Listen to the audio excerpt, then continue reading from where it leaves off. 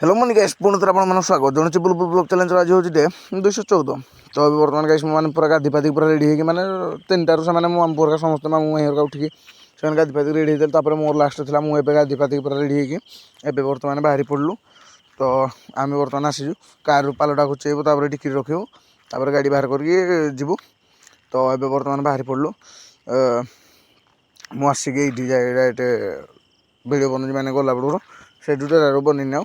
एना fast कल start कली गाड़ी ना जानी सकाल जहाँ भी थंडा लगुच कि ना काकर पड़ू से तो ये सका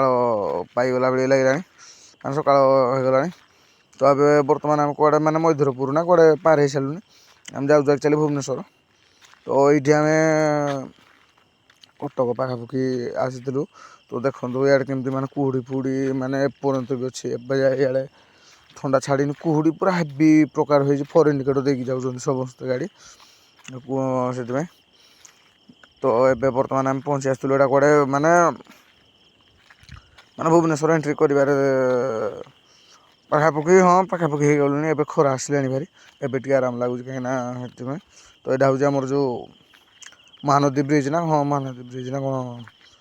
ब्रिजटा तो चलो मुझे माने आसे भी आगु हेल्ले ये केवे भिड बनानी है आज ब्लॉग जेहेतु बनाऊँगी बनईदा गोटे तो सहीटा गोटे ब्रिज क्रॉस करके आ गोटे ब्रिज आम एंट्री कलु यहाँ किंतु यार पछ पछ ब्रिजटा जो था सहीटा बहुत लंबा था किंतु एटा भी लंबा अच्छे एत भी ना कि पछटा जोटा थी आम जो वीडियो बनती से बहुत लंबा था तो कौन आम सहित कथा तो चलो जाकि डायरेक्ट आम सहित कथा तो आम बर्तमान यहाँ कौ एंट्री मारिजु माने भुवनेश्वर पाखापाखि एंट्री मारिजु आहरी भुवनेश्वर ठू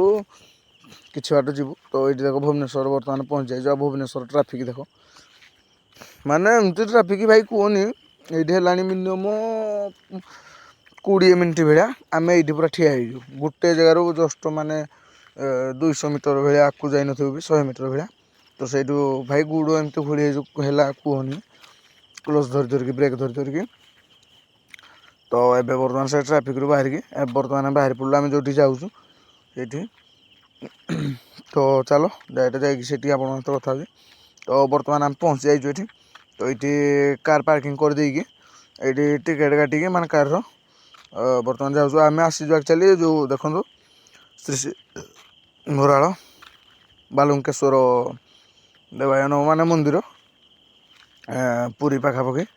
से माने पुरी आउ जस्ट के 6 किलोमीटर ना के आम बुली पड़ू एपटी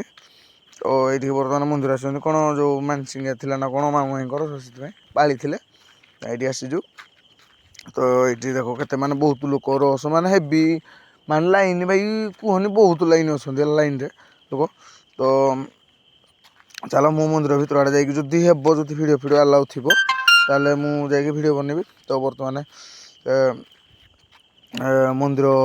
ठीक आसती भारी भितर को हेल्ले ये माने सब चली कौन कि पूजा पूजा चली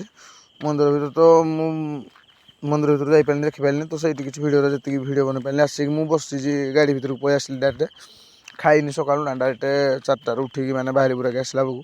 कहनी जो हराण खाइना मत भी केमती लगे बाई लगे मत भिडियो भितर माने बहुत लगे